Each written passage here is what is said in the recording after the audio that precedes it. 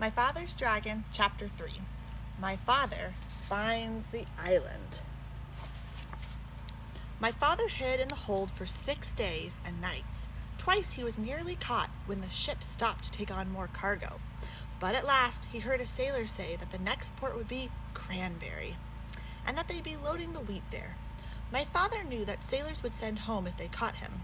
So he looked in his knapsack and took out a rubber band and the empty grain bag with the label saying Cranberry.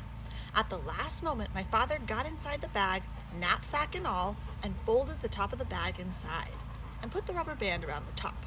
He didn't look just exactly like the other bags, but he did the best that he could do.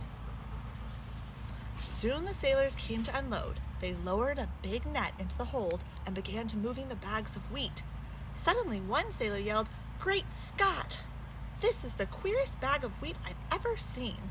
It's all lumpy-like, but the label says that it's to go to Cranberry."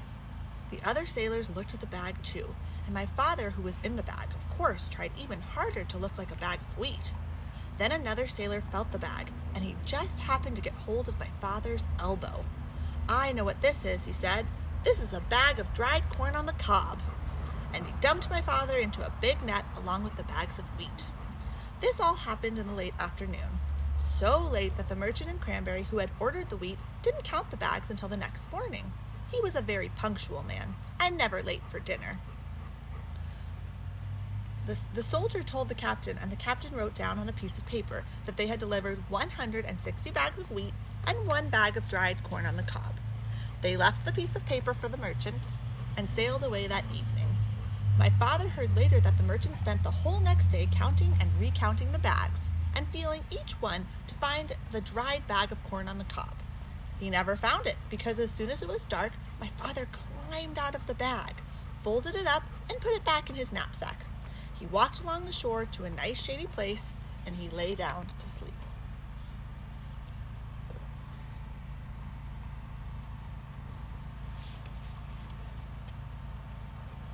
My father was very hungry when he woke up the next morning. Just as he was looking to see if he had anything left to eat, something hit him in the head. It was a tangerine. He had been sleeping right under a tree full of big, fat tangerines. And then he remembered that this was the island of Tangerina. Tangerine trees grew wild everywhere. My father picked as many as he had room for, which was 31, and started off to find Wild Island. He walked and walked and walked along the shore, looking for the rocks that joined the 2 islands. He walked all day, and once he met a fisherman and asked about Wild Island. The fisherman began to shake and couldn't talk for long. It scared him that much just thinking about it. Finally he said, "Many people have tried to explore Wild Island, but not one has come back alive. We think that they were eaten by wild animals." They didn't bother my father. He kept walking and slept on the beach again that night.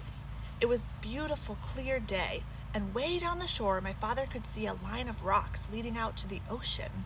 And way, way at the end, he could see a tiny patch of green. He quickly ate 7 tangerines and started down the beach. It was almost dark when he came to the rocks, but there, way out in the ocean, was a patch of green. He sat down and rested a while, remembering that the cat had said, "If you can, go out to the island at night because the wild animals won't see you coming along the rocks, and you can hide when you get there." So my father picked 7 more tangerines, put on his black rubber boots, and waited for dark.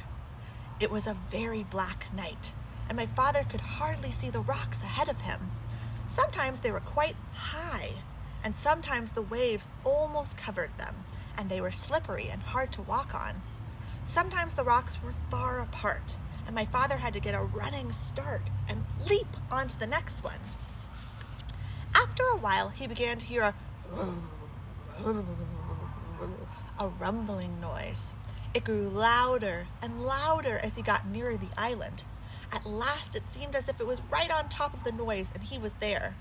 He had to jump from a rock onto the back of a small whale, who was fast asleep and cuddled between 2 rocks.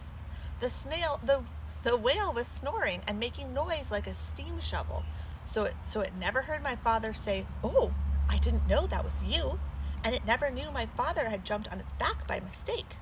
Here's a picture of the whale.